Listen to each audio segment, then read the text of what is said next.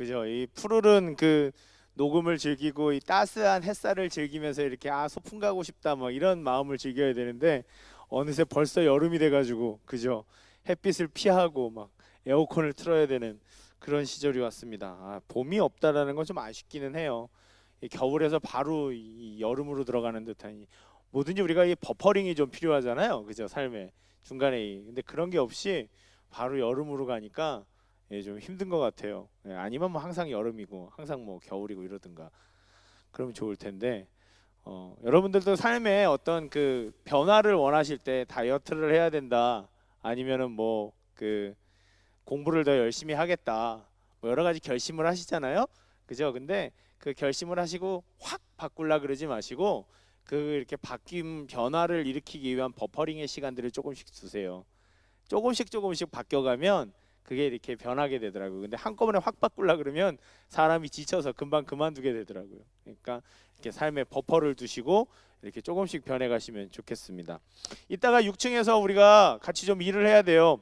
그래서 우리 청년들이 힘을 써서 좀 같이 좀 도와주셨으면 좋겠고 남자 청년들 이랬는데 남자 청년들만큼 다 힘 세다 하시는 우리 자매님들은 같이 해주셔도 돼요. 네. 아니면 꼭 자매님들 남자 2명이서 들까 자녀님들이란다. 자매님들은 4분이서 드시면 되니까 그렇게 우리가 같이 협력해서 빨리 끝내고 또 셀 모임 할 수 있었으면 좋겠습니다. 여러분 마라톤 아시죠? 마라톤 아세요?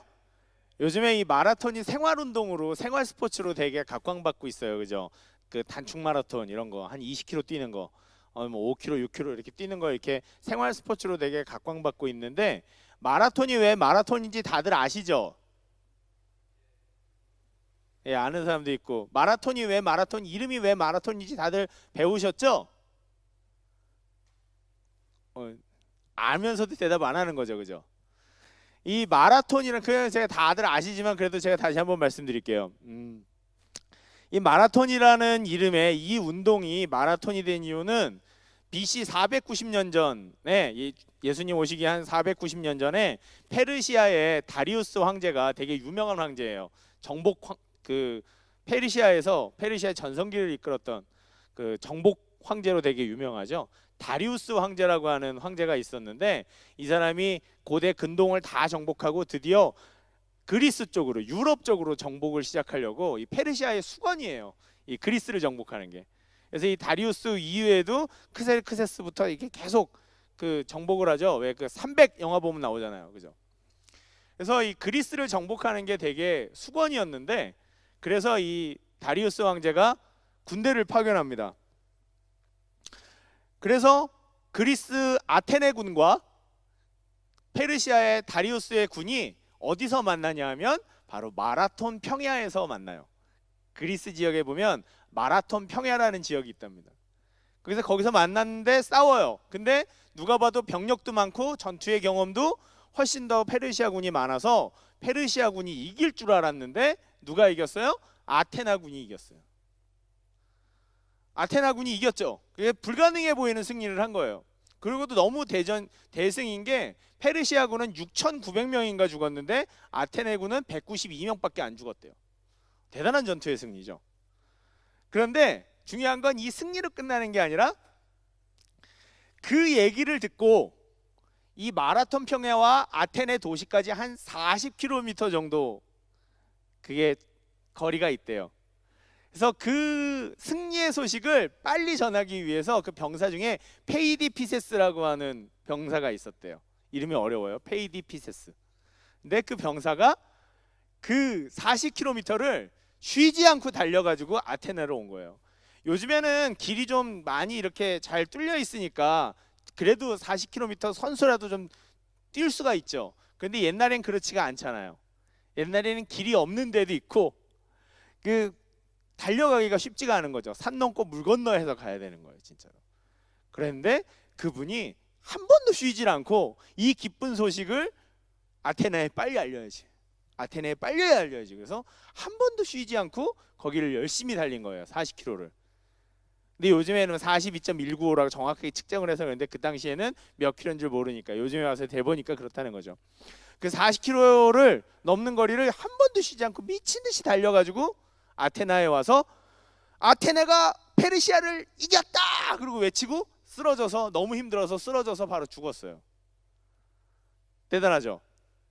그래서 그 사건이 너무나도 기념비적인 사건이 돼서 고대 올림픽에서부터 그 그리스의 올림픽에서부터 이 마라톤이라고 하는 경기가 생겼다는 거예요. 42.195를 뛰는 경기가 그 마라톤 평야에서 아테나까지의 그 얘기를 기념하기 위해서 마라톤이라고 하는 그 경기가 생긴 거죠. 그래서 여기서 오늘 제가 하고자 하는 얘기는 우리가 다 같이 마라톤을 하자 이런 얘기가 아니라 뭐 인생은 마라톤이다 이런 얘기를 하려고 그러는 게 아니라 그 마라톤이라는 경기가 생기게 된 그 전령 페이디 피세스라는 그분에 대해서 그분의 역할에 대해서 얘기하고 싶은 거예요. 그분은 와가지고 그렇게 외쳤어요. 그래서 아테네가 이겼다라고 하는 승전보를 외치고 죽었어요. 그래서 사람들이 그걸 통해서 페르시아 그 거대한 페르시아에서 전쟁에서 그리스가 이겼다라는 걸 알 수 있게 됐죠. 그런데 여러분 생각해 보십시오. 그분이 그렇게 목숨을 걸고 와서 외쳤는데 사람들이 안 믿는다고 생각을 해보세요. 목숨을 걸고 외쳤어요. 아테나가 이겼다! 그런데 사람들이 반응이 이래. 그럴 리가 없어. 야, 그 대단한 페르시아를 우리가 이겼을 리가 없어. 저건 우리를 방심하게 만들려고 하는 페르시아의 첩자다. 이건 페르시아가 우리를 속이려고 하는 잘못된 정보를 흘린 거야. 첫 버전이야. 막 이러면서 사람들이 의심을 한다고 생각을 해보세요. 안 믿어 그 사람을. 실제로 그럴 수 있잖아요. 요즘처럼 뭐 바로 이 인터넷 되고 휴대폰 돼가지고 바로바로 확인할 수 있는 것도 아니고, 그죠? 사람이 옛날에는 오로지 사람이 소식을 전하는 그런 수밖에 없었는데, 그러니까 이 사람이 와서 아무리 외치고 죽었다 그래도 이 사람을 못 믿는 경우가 생길 수도 있는 거죠. 근데 그렇게 그분이 목숨을 걸고 외치고 갔는데 사람들이 안 믿는다면 얼마나 답답한 일이 생길까요? 그죠? 진짜로 이겼는데 안 이겼다고, 못 믿겠다고, 그런 일이 생긴다면, 그리고 의심하기 시작하고. 실제로 그런 일이 있진 않았지만 우리가 역사적으로 그렇게 한번 가정하고 생각해 볼 수가 있죠. 그랬다면 이분이 얼마나 마음이 답답하고 힘들겠어요. 내가 정말 진실을 얘기하는데 사람들이 안 믿는다고 한다면.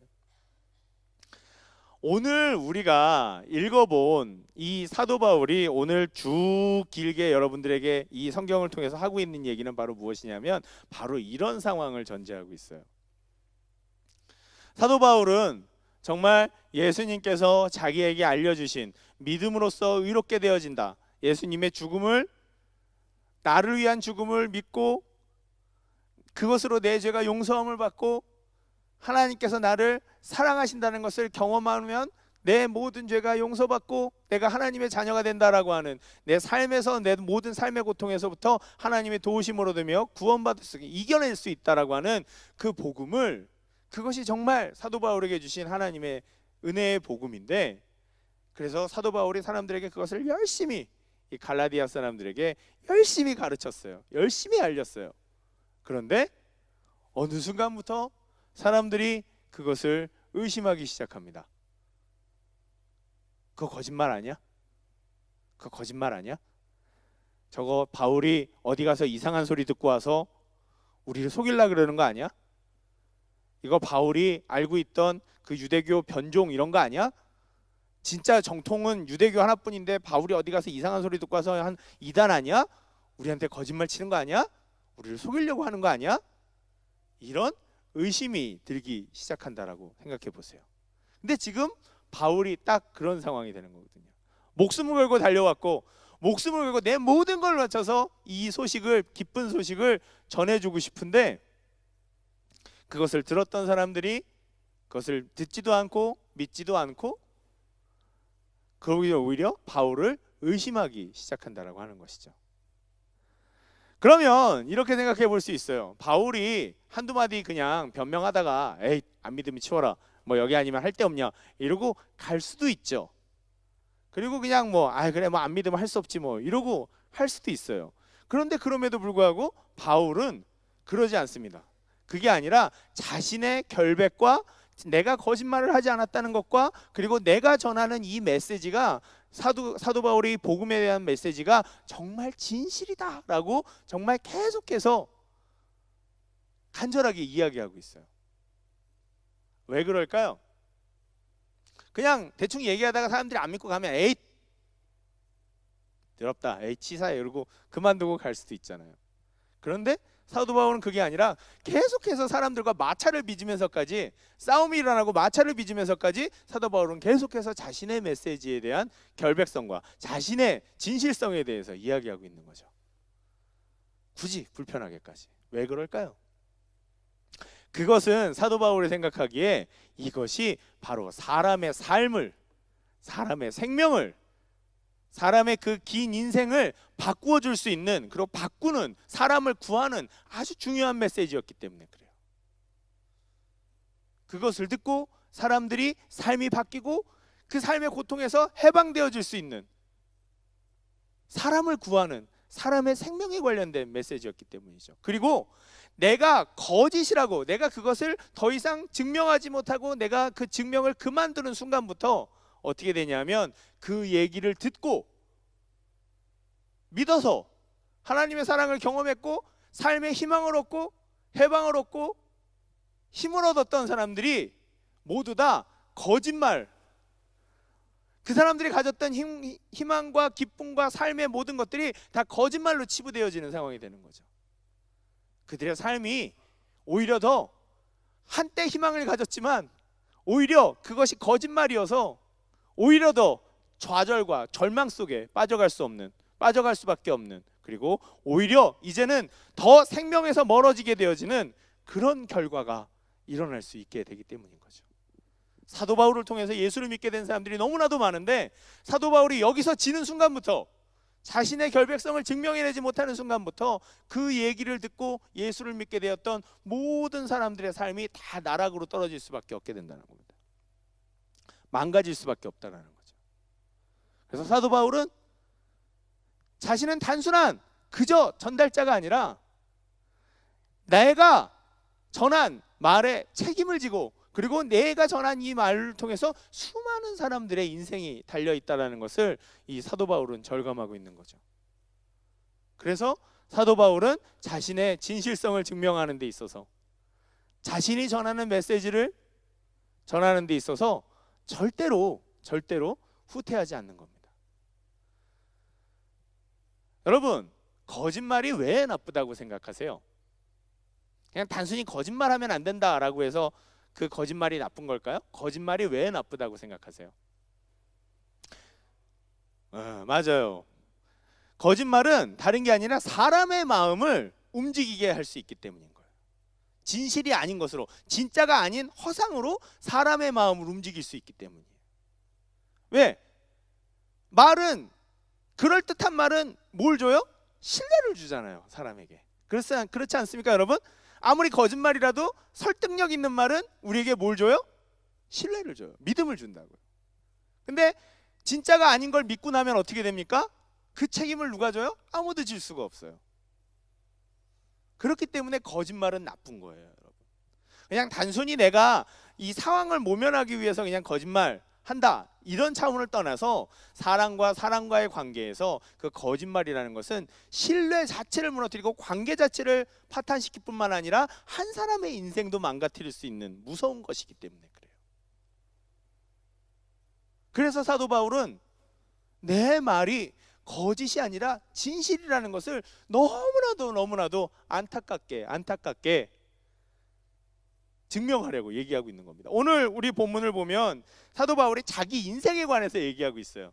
내가 예수를 다메섹에서 만나고 난 다음서부터 예수가 그 만난 게 그냥 만난 게 아니라 내가 나기 전서부터 하나님이 나를 정하셔서 이렇게 그 자리까지 있게 하셨던 거고, 그리고 내가 다메섹 그 도상에서 하나님을 만나고 예수 그리스도를 알게 된 후에 나는 아무하고도 의논한 적이 없다. 난 누구한테도 이 얘기를 들어본 적도 없고 사도들하고도 나중에서야 만났다.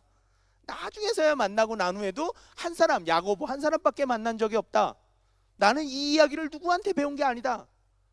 아직 이 처음에도 얘기했지만 내가 받은 이 복음은 누구한테만? 예수 그리스도로부터 직접 받은 그 계시다.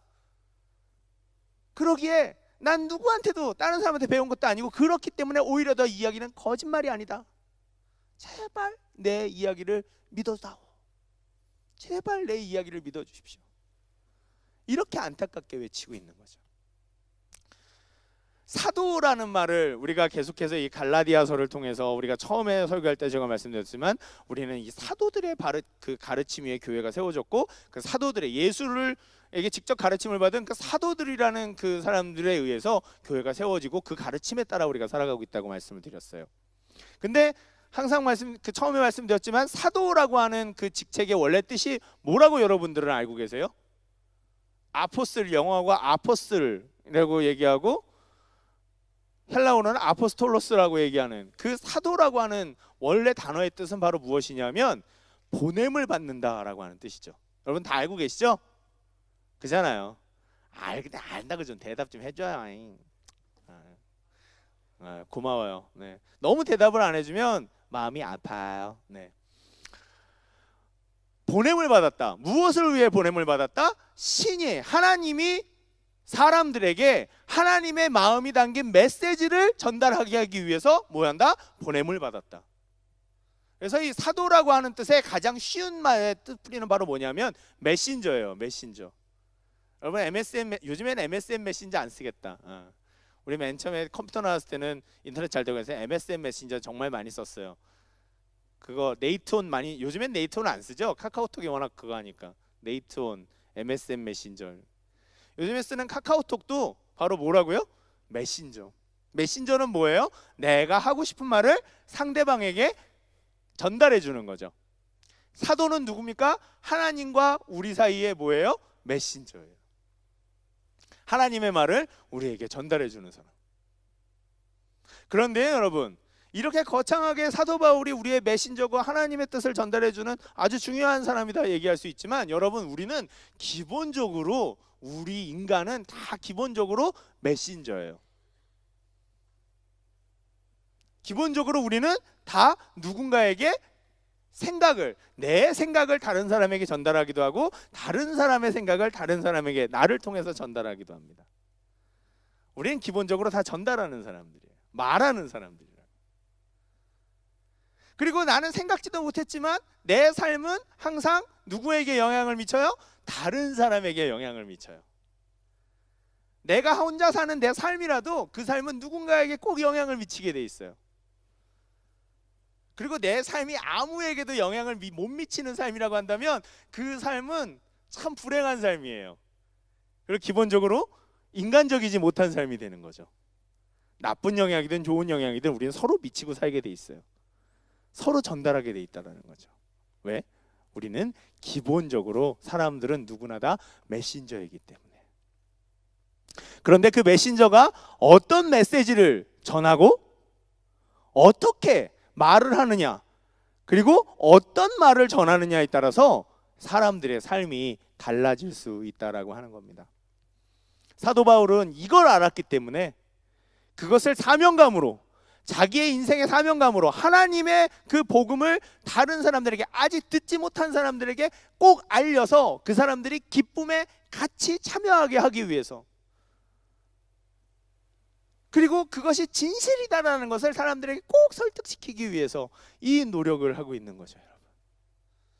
여러분, 우리가 사도 바울의 이 마음을 가진다면 삶이 조금은 더 달라질 수 있을 것 같아요. 여러분, 요즘 우리 청년들에게 있어서 가장 많이 물을 때 넌 뭐가 되고 싶니? 뭘 위해 살고 싶니? 라고 얘기하면 너는 너의 삶의 의미가 뭐니? 라고 이렇게 물어보면 다들 잘 모르겠어요. 이렇게 대답합니다.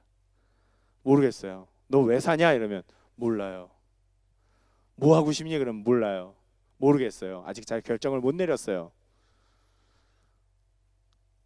저도 가끔씩 질문합니다. 나이 40이 넘었는데 지금 이 순간에도 질문해요. 너 왜 사니? 뭐라고? 잘 안 들리는데 아무튼 나중에 미안해, 고마워, 필요야. 우리 자신에게 스스로 물어보는데 나는 왜 살까? 내 인생의 의미는 뭘까? 이 질문을 자주 하지만 그 질문에 대한 대답을 잘 얻기는 힘들어요. 그걸 마음속에 확신하는 사람은 돌을 깨친 사람입니다. 득도한 사람이라고 부를 수 있어요. 그런 사람들은 인생에 막힘이 없이 어떤 어려움이 있어도 자기 인생의 삶의 의미를 딱 깨닫고 나면 멈추지 않고 그 사람의 삶을 살아가기 시작합니다. 우리한테 질문해 봅니다. 나는 왜 살까? 나는 누구인가? 나는 이 땅에 왜 태어났는가? 무엇 때문에 나는 이 땅에 존재하는가? 그것은 우리가 그리스도인이고 그 그리스도인이기 때문에 우리 모두는 바로 뭐라고요? 메신저.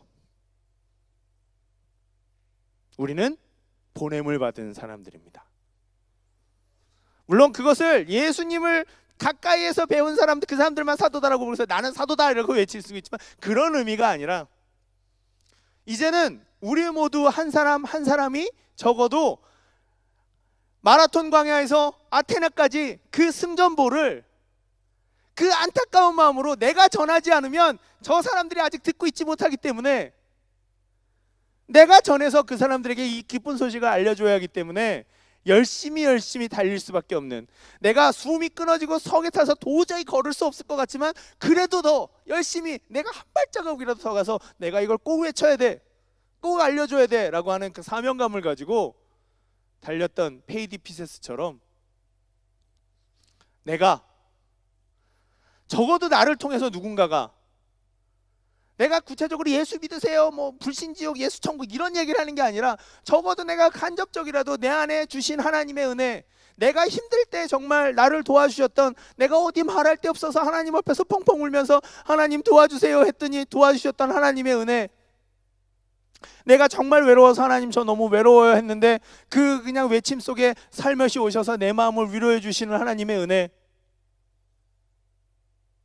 인생의 선택이 있어서 하나님 나 뭘 선택해야 될지 모르겠어요 라고 힘들고 아파하면서 울고 있을 때 또 길을 보여주시고 도와주셨던, 사람을 만나게 해주셨던 하나님의 은혜, 그 은혜들을 내가 누군가에게 조금씩 나눌 수 있는, 그래서 여기 정말 좋고 행복하고 기쁜 것이 있는데 너도 같이 참여해 볼래?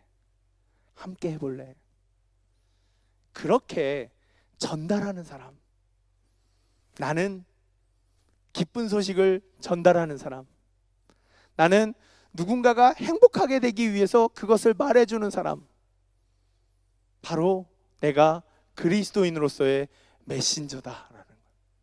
그리고 내가 하는 말은 거짓이 아니다. 근데 이 메신저의 특징은, 좋은 메신저의 특징은 바로 뭐가 있냐면 그 기쁜 일을 내가 먼저 아주 절실하게 경험한 사람들이라는 거죠. 여러분, 맛있는 거 있으면 내가 먼저 맛있는 거 먹어봤는데 나 혼자 먹었으면 어떻게 합니까? 여기 누구랑 같이 와야 되겠다 이런 생각 들죠. 그렇습니까 여러분? 맛집 가면 그죠? 아 여기 꼭 난 누구랑 같이 가야 되겠다 이런 생각 들죠. 그죠? 그러면서 친구들이나 혹이나 사랑하는 사람들한테, 부모님이나 누구한테 뭐라 그래요? 야 거기 식당 되게 맛있더라, 거기 같이 가자 이렇게 얘기하죠. 같이 가자, 거기 식당 되게 맛있더라, 혹은 맛있대더라, 같이 가자. 내가 먼저 경험한 사람들이에요. 내가 먼저 행복하고 즐겁고 평안한 것들을 경험한 사람. 어쩌면 우리는 기본적으로 다들 메신저이고 전달하고 알려주는 사람들인데 우리의 삶이 힘이 없고, 그리고 우리의 삶에 좀 의미가 없어지고 우리의 삶이 힘들어지고 있는 이유는 내가 전달할 게 없기 때문이에요. 내가 말해줄 게 없기 때문이에요. 내가 뭘 사람들한테 얘기해 줄 게 없어요. 맨날 그저 그럼 뭐 어디 뭐가 있대, 뭐가 저 있대, 어떻대, 그냥 그런 얘기. 그러다 보니 삶이 무의해지고 힘들어지는, 내가 뭔가 좀 더 절실한 얘기, 내가 정말 내 마음속에 기쁜 얘기, 행복한 얘기, 내 인생을 바꾸는 얘기, 그런 얘기 누구한테 전달해주고 싶은데 그게 안 되는 거죠. 내 마음속을 꽉 채우는 게 없어요.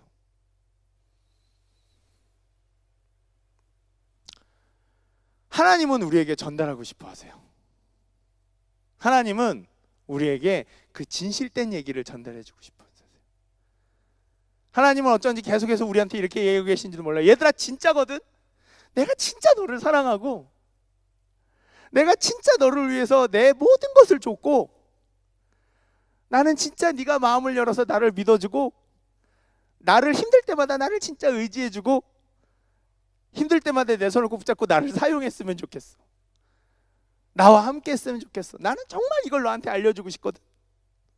그래서 알려주고 싶으셔가지고 수많은 사람들을 동원해서 알려주고 지금도 이렇게 우리가 이 예배 가운데 저라는 사람을 통해서 여러분들 앞에서 이야기하게 하는지도 모르죠.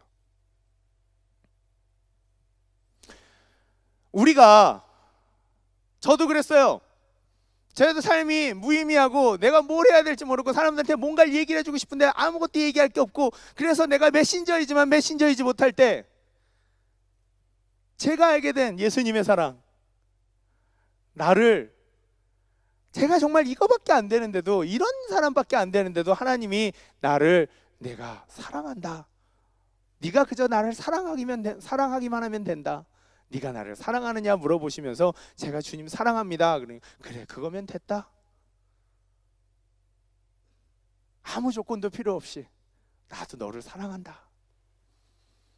그래서 제 존재 의미를 알게 해주셨던 그 하나님을 제가 알게 된 후부터 저는 이걸 전달하는, 제가 알게 된 예수의 사랑을 다른 사람들에게 알려줘서 내가 안 기쁨을, 내가 알고 있는 이 행복을 사람들에게 알려주기를 원하는 그런 메신저가 될 수 있었던 것 같아요. 그래서 그때 제 삶의 의미가 생겨나기 시작했던 것 같습니다. 여러분들은 어떤 메신저가 되시겠어요? 그저 그냥 아무것도 알려주지 못하고 아무것도 전달하지 못하고 그저 내 공허한 마음만 지키고 계시는 그런 분들이 되시겠어요?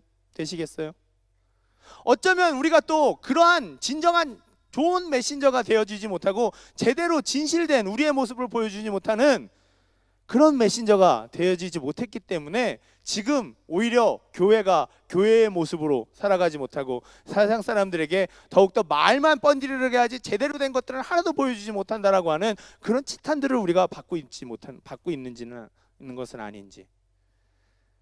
그래서 사도 바울은 절대로 그게 아니라 내가 하는 말도 진실이고 나도 진실되다라는 것을 알려주기 위해 이 갈라디아서에서 오늘 이렇게 긴 이야기들을 통해서 외치고 있다라고 하는 것이죠. 여러분, 우리는 먼저 들은 사람, 어쨌거나 나는 먼저 깨달은 사람, 나는 어쨌거나 먼저 예수님의 사랑을 어떠한 형태로든지 경험한 사람입니다. 좋은 것을 사람들에게 알려주세요. 월드컵에서 우리나라가 브라질을 5대0으로 이기고, 제가 이런 얘기 한번 리더 모임에서 한 적이 있는데, 월드컵에서 우리나라가 브라질을 5대0으로 이기고 우승을 했어요. 근데 그게 브라질 땅에서 일어난 일이라서 우리나라에서 위성방송도 안 되고 뭐도 안 돼서 아무도 모르고 나만 안다고 생각해 보세요. 요즘에는 뭐 상상할 수 없는 일이지만 옛날엔 그럴 수 있거든요. 나만 알아. 나만 브라질에 와서. 내가 아니면 아무도 전달해 줄 사람이 없어. 그럼 나 어떻게 해야 돼요? 미친 듯이 한국으로 돌아가겠죠? 미친 듯이 한국으로 돌아가서 배에 탁 타자마자 한국 땅 내리자마자 소리 지를 것 같아. 우리나라가 우승했어요! 5대0이래요! 사람들이 제가 미쳤나 하겠죠. 하지만 그 벅찬 감동과 기쁨으로 외칠 수밖에 없게 될 것 같아요. 그걸 내가 알고 듣고 경험했기 때문에. 여러분 예수님 믿으시죠?